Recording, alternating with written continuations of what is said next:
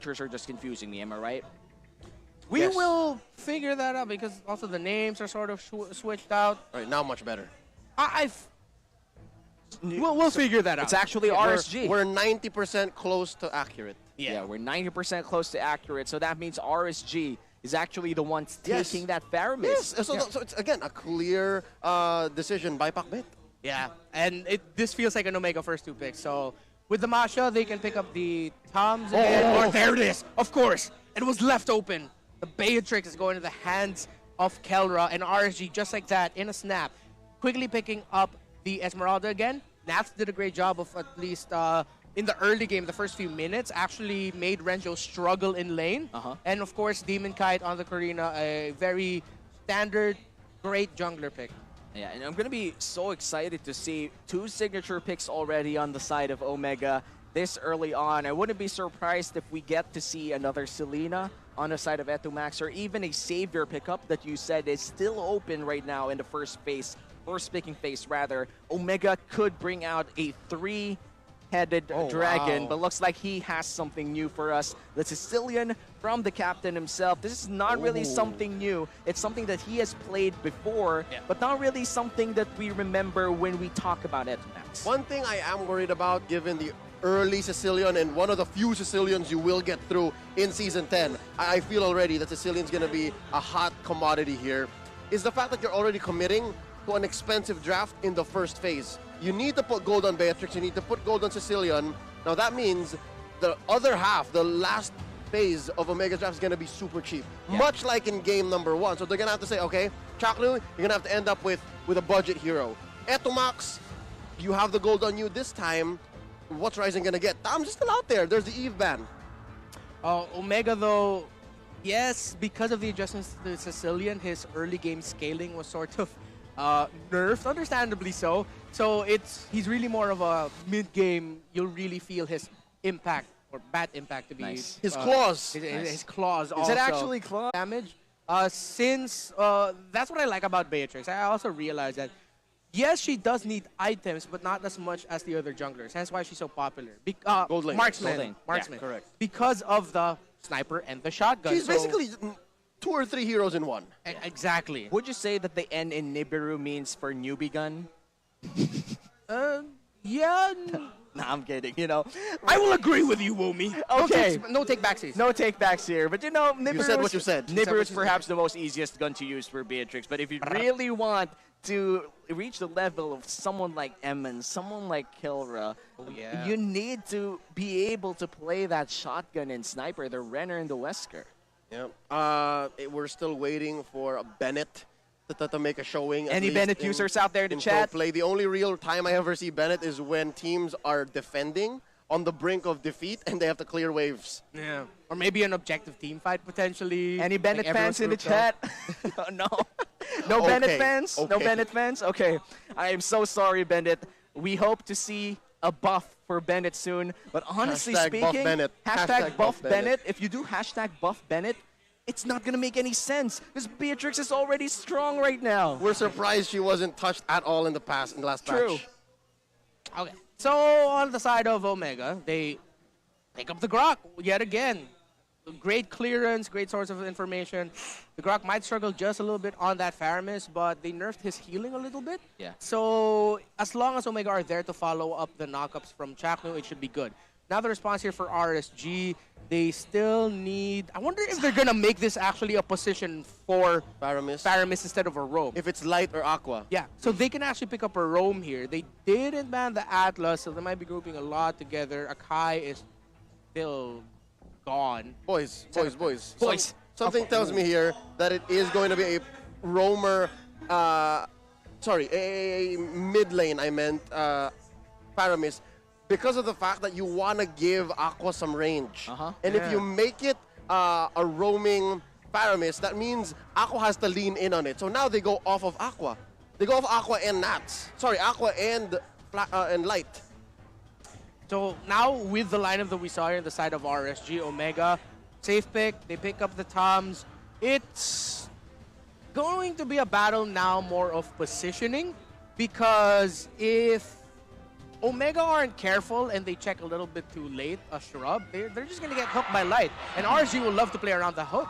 Yep, surprising as it is, RSG still draft a little bit of a dive comp, but now there is some engage range. You have the Clint and the Franco to say exactly when and where the team play is going to happen. But what's for dinner? That's a good question to ask. Might I suggest McDonald's? Want to score a free Elite skin? Comment hashtag McDeliveryGaming, buddy, and your favorite McDo food on every MPL Season 10 stream on McDonald's PH FB page. 70 lucky commenters will be randomly picked to win. All right, with that being said, let's take one more look at the lineups here. Already, Omega at match point. How is RSG going to bounce back? Is it with this lineup here, these 5 heroes?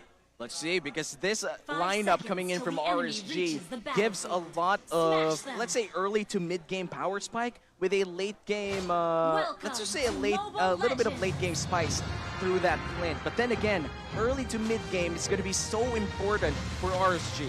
It's going to be an X factor here. Who can handle the map better? Esmeralda or the Masha? Renjo or Nats? We saw Renjo struggle early on against the Esme, but then at some point, around 4 or 5 minutes in, or maybe 5 to 7 minutes in, Renjo said, I'm not going to face you, I'm going to spread the map out. Let's see how well RSG can control the map this time around against Omega. Game number 2 starts with a babysitting gold lane. Oh no! Flicker Chuck to us to figure away. Here gets Eman. He's like, oh, the push is what the hell? That is such a Mamba play. First blood goes to the Faramis. The help from Aqua more than enough to even make Kelra bleed. RSG taking first blood. It may have taken a huge rotation, but RSG walked away with the pot there. They got the kill, and they're all the more better for it. It gives Eman, again, a little bit of charisma, a little bit of mojo. He just stood there menacingly. That was what Chaknu did. But he died anyways. But again, they can afford to do that. Yeah. And the interesting thing for me is, it's like, Chapnu and Light had a mind link of, okay, we'll do the same thing. That was a double lane gold start. So if ever Light was the one who didn't go into the gold lane and roamed around, that purple buff would have been reset potentially and delayed Ryzen from farming. But no, both roamers just went, okay, for the first wave, we're going to go with our gold laners. Very interesting start. Yeah, to be fair, the junglers did not mirror each other. One started in the orange, one started with purple, and now this leaves Turtle at 50-50 priority. The first Turtle here at 2 minutes. Actually, neither team has a prime position. There's a skirmish in mid. Yeah, and look at the bat speed slow coming in from Etomax. That is massive to save Chaknu's life there. Almost RSG went in for Chaknu, but looks like they're going to find Nats first. Nats going to go in, gets pulled in by the Molten Sight, but looking at that pull, Chaknu already half HP. Sanguine Claws land, Bat's impact forces Aqua, popping that Cult Altar. That's already 2 immortalities out there. But looks like Nats will be taking down one first. That's 2 kills for Omega already. Renzo, he's going to go down as well. RSG taking 3 kills in that fight. Fool me once. Takes him down with a massive 1v1 outplay. Shotgun the Eman is the lyrics of the RSG song, but this time he got a taste of Shotgun the Kelra. Yeah, Kelra's shotgun. Kelra shotgun is what really. Yeah. He even burned the flicker as far as I know. No, he didn't. He didn't. Holy It was hell. a dash. It was just a dash. It came for free. The Filipino Savage is doing savage things. But in the chaos of all that happening, the past 3 minutes, RSG are barreling away. They're about 2,000 gold ahead, believe it or not, ladies and gentlemen. 2,000 gold ahead, and there is a buff steal away by Demon Kite. Yeah, and this is something that's very interesting to see. RSG looks like they're activated right now, just about 1 minute in. A great TikTok play coming in from Light already. And what I like about RSG is that they are very proactive right now. They're not just waiting in shrubs, potential areas where Omega would pass, get a hook, and then we'll set a play. No, they're really aggressively roaming around. Light is throwing those hooks. Right now, he's 100% kill participation. So he's really part of everything that's been happening right now against Omega. He's setting the tempo with how he's positioning himself in the map. Yeah, and here in the top side, we do see a fight that's not really going to go in as planned.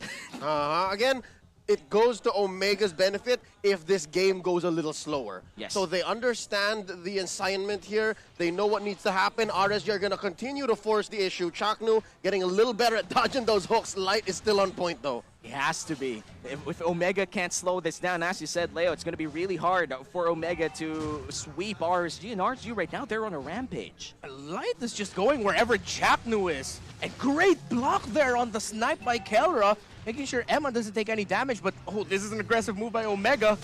Huge rotation. Oh!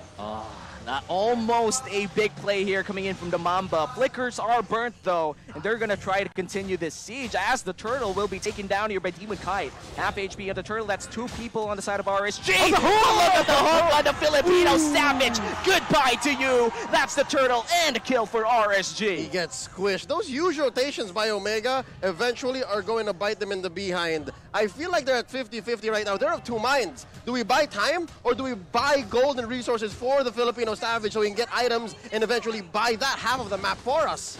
Yeah, but now they're going to be delayed. They have to play more carefully here.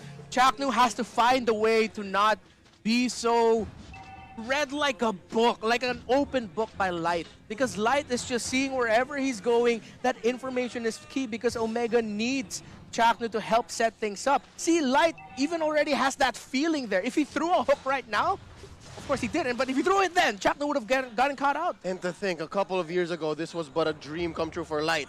To be toe-to-toe, standing toe-to-toe with the Mamba against one of the greatest tank players in the history of the game. Wow. It's just a big dream here already in fruition for everybody actually in RSG Philippines, especially Laita Katipon, who is now the captain and will be calling the shots here for RSG. Oh, no. It looks like they're gonna call for the Filipino Renzo. 2 HP bars already down. Look at RSG just going in for the Expulator of Omega, and he's gonna go down in his own lane. Wait, but the showstopper did exactly what he wanted. Look at Kelra down bottom. Oh, He's pushing man. that lane, and there's mid as well gonna go down. That's a lot of gold. Look at the cross-map play, but looks like a team fight will be forced down here in mid lane. Sangenclaws doesn't land. It looks like the Cult Altar will be enough to make them stay in that place. The push coming in from Omega is successful. That is exactly how you play against the Cult Altar. You understand the fact that it is a dive move. There's 2 things you can do with Cult Altar. One is save yourself or force a team fight, force the issue. But look up top! Here, the Thunderclap already burned. Ryzen going in from Light. Pulls him in with the Molten Sights, but Chaknu's trying to find here an angle. Gonna get pulled back here by Aqua, and Omega will not continue that fight. And again, Omega are just splitting the map. They're respecting that Faramis. They're respecting the extended team fight that RSG can force because of that Cult Altar, and they are just taking towers. Yeah, and Turtle will be going to the hands of RSG, as RSG is starting to have a good grasp of the early game here. We talked about this earlier, Leo. It's the early to mid for RSG. And for Omega, they have to play past the 12-minute mark. Yes, they can win skirmishes, and they can buy part of the map. And with that, they might actually cut it down to maybe 10 minutes. We might see an actual game in 10 minutes. For now, top lane is where they want to make a move next. That's why they're sending 5 men there. Yeah, and Light almost walked into his death there. Good thing he told himself, no, we're going left today. And that's another turret for Omega, and see, just like that, after Omega found a way to recover, again, it's what we mentioned. Leave Renjo alone, and we will just find wins elsewhere. It was a double lane split. They took down mid, they took down bot. Now RSG, because, again, the mid lane tower is so important, they have to be a little bit more careful with how they rotate and they position themselves, because Omega aren't afraid to position aggressively like how Kelra and Chaknu are positioning now. But again, it's that same aggression that may have given Omega a start-stop early game. They have to lean in on this, and so far, I don't think 4 turrets are going to buy him that. It's not quite the time just yet. And Sangenclaws wouldn't really land here. Omega, they're trying to buy time for this, but another great hook from the Season 9 MVP. Light makes another play, but look at the Filipino Savage! And the damage is real! Light goes down, Kelra still alive. Look at the damage coming in from the Filipino! It's there! The gold laner from RSG scores a double kill. Ammon strikes back. Not quite yet. This is disastrous, but it could have been worse. but the answer is not quite yet. The flicker from Kelra! He survives an ambush from Nats! And now Choctaw is trapped between three walls. That is a mega kill for the Karina. Demon Cart with his 4th kill of the game. And that opens up the Lord for RSG. Omega faced what they were trying to avoid. They said, you know what, let's give this a shot. But the Cult Altar by RSG, the timing by Aqua was exquisite. A free Lord, 9 minutes and 30 seconds in. He flowed so well with the team fight. He understood when to pull the ult, and he did it at the perfect time. Omega had an answer. Tit for tat. 2 for 1, if you will, but that one is what Omega is holding on for. They're not quite done and out just yet. They still have those tier 2 turrets. Again, I think the right call here is to just play the map once more. It's not a team fight game just yet. Yeah, it's something that they need to extend. It's a game that they need to put around the 15-minute mark, or as you said, Leo, just after 12 minutes. They're running a Sicilian. They have damage on Kelra already, but that doesn't mean that they can win team fight straight up. And look at Light. Hooks that apply pressure and make game-winning plays. That is why he's the Season 9 MVP. If I may say, that was beautiful combo-wombo play. The jump in by Nats confirming that there was someone there, plus the hook. I don't know what came first. It's a chicken and the egg situation. Yeah. It almost happened at the same time. The moment that landed, Light was like, all right, I'm going to time it right with you. The hook was already flying when we saw E2max get immobilized by the falling star moon. Yeah, they were in the zone that time. When E2max got caught, it was already a team fight 1 by RSG, but a great turnaround play coming in from OMG, balance it out a little bit. But right now, RSG is just putting down immense pressure onto the side of Omega. About a minute and a half until the next Lord comes through. Oh. It will be Kelra. enhanced. Look at Kelra! Oh! Oh my god! Big play here! conceal! But look at the Cold Altar saving everybody on the side of RSG. This may be massive here for RSG. Can they win this team fight? That's a suppressive Kelra. But Light goes down with a Max impact. E2max is just in a sublime position here. But look at Nats. He's in front 2 people. Max impact with that, but he has to go out. That's 3 people from the side of Omega just trying down Nats. And he's gonna go out. That's safety for him. The 1 kill for Omega. Omega says, not today, to the god of death. And it's gameplay like that. It's moments like that that'll buy you time to eventually get to the late game. But now RSG, it's their game to lose. They're 6K ahead. Eman, the MSC 2022 MVP, is pulling so much weight. Yes, that's Aqua on the Cult Altar, but none of this would happen. None of the burst would come through if Eman wasn't on point. And I want to mention here what Light did there. I don't know if it was Sixth Sense, if it was his call, using the conceal to check the shrub together. Of course, when you're the Beatrix in that situation, Kelra, you're not going to try to aim the shotgun. You're just going to press it right away. But the moment he pressed concealed, it gave RSG opening to actually dodge a bit of the damage that the shotgun can deal. Mitigate. Mitigate that damage. Oh no! He walled it and Renzo got pulled back, and now he's gonna go with a little bit of detour. That's already a suppress coming in, but look at the damage coming in from Kelra! That's 1 person down, that's Light going down again. Altar was there. They need to switch to Nats. They're gonna go for Nats. Caught an Inferno, it's popped, and they will not fight anymore. Omega with the turnaround play. See the stop and go, respecting the ultimates. Cult Altar goes up, Omega stays away. Quadrant Inferno of Ryzen goes up, RSG stays away. Great respect and control that these 2 teams are showing. And now it looks like it's an even Lord. Safe to say and fair enough to assume that both teams have a 50-50 approach to this. Light's making his way down. He's running. He's running. It's a 50-50. Who's going to secure the Lord? The Lord will be taken down by Ryzen. They had to go out of here alive if they want to, but looks like they're going to go for the fight. Nats and Renzo both pulling the weights of each other's teams, but Kelra's already in a significantly low HP. Renzo's the first one to go down. Look at the burst damage coming in from RSG, but the Lord is already there. 4 people alive on the side of the former Kings of Sea, and they might just be able to take this Lord without anything happening. Renzo, the showstopper, the commando, the 2-time MPL champion, making the great sacrifice. But no, Omega's not done. They might want to force the issue here. It's just a Lord that's going to be taken down almost immediately upon spawn. Omega, they got something, lost 1, and they weren't able to play around that Lord. Still down 5K though. Let's check out the items. Okay, Eman is set right now though. That Wind of Nature, once he gets that, RSG will be a little bit more fearless in how they're gonna engage the fights because you don't have to worry about Kelra dealing the damage, Renzo and Ryzen as well. So, wind of nature right now. The moment Eman builds that, I won't be surprised if RSG just go absolutely fearless and just try to force a fight against OMG.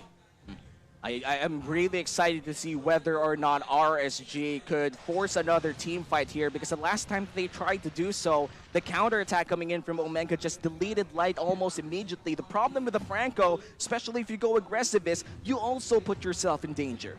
And so far, it's been 50-50 for Light. Past couple of pickoffs from Omega that have been somewhat instrumental to their recovery were on Light.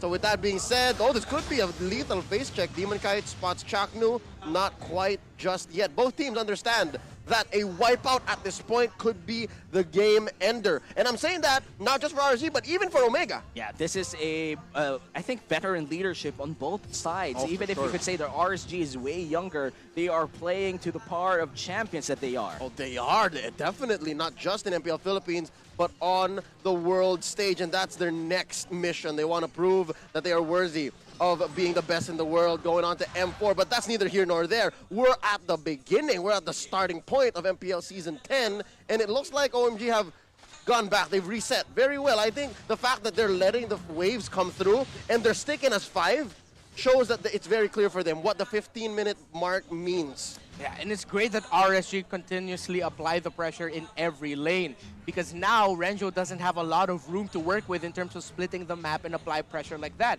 After the split push that Omega did at some point in the mid-game, RSG said, you know what, we really have to handle our waves better, and now they're handling it really well. So Omega are forced to rotate around as 5 and try to fight out around there. But now RSG have perfect positioning around this Lord. They decide to give it up just a little bit though, but this is information for Omega. It's pretty much at this point pro players know that high chance so many people in the mid shrubs. So Omega will try to avoid that, and they'll get Renjo, Rise, maybe not Rise, Renjo and Chaknu to check those positionings. We're waiting for Renjo to pick up his immortality given the last item check. That'll definitely buy more time for Omega, but RSG, they have everything they need.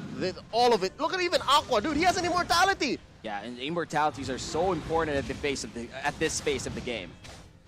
Oh, RSG pulls Overlord to his side. Yes, both teams have to be cautious here. They have to protect each other. Oh no! Force a cold altar! Oh no, Chaknu, it might just be costly. As you said, Renmar, that's the suppress on the Chak Mamba. He's gonna get pulled down, but the wild charge! Can they follow it up? People, can they follow it up? The Chaknu going down. Nats is on the backside, and Kelra's already low on HP, and he's gonna go down as well. Look at Bryson though, he's mauling down one, but looks like Eman is still alive. Back, Simpack will be taking him down. Etomax trying to kite around, but it's not gonna save him for the Sanguine Claws, and Renzo, he has to run away. Immortality will buy him a little bit of time, but as he survives, he gets pulled back. That's a double kill for Nats, and nobody on the side of Omega is alive.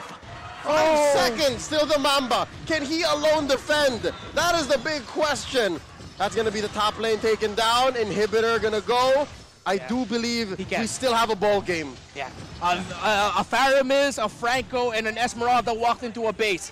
This isn't a setup for a joke, but those 3 together cannot end the game like that, especially with more members of Omega coming in. It is going to be another positioning battle for the Lord.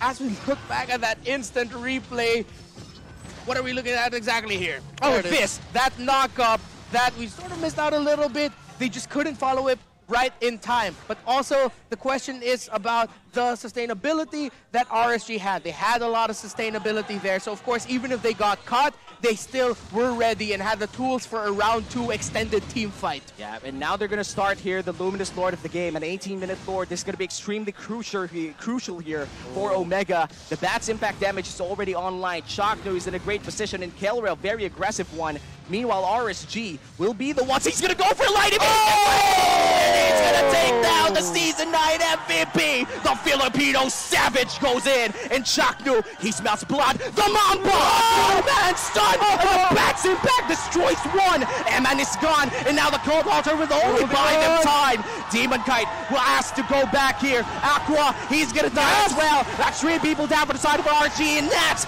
will be the 4th one to go down. Demon Kite goes in. Oh, Demon Kite, a big Right, Demon go! He's can't, he can't get the reset, Red. Aqua! He's gonna go in, Ryzen! Can he actually finish this? Kelwa gonna go in for the shotgun, that's a wipeout for Omega! It's over! Ladies and gentlemen, ring the bell! Off the back of single-handedly taking this team fight. Almost the Filipino Savage buys RSG a little bit of time. Oh man, but RSG will be able to defend this. Could this be? It looks like they can defend it. Eman 4 seconds away. Aqua 7 seconds away. Can RSG hold on here? It's a Season 9 MVP. Is this the game-ending play here coming in from Omega? And he's gonna fall down once again. Rento Eman gonna win, but Terra on the line for the base.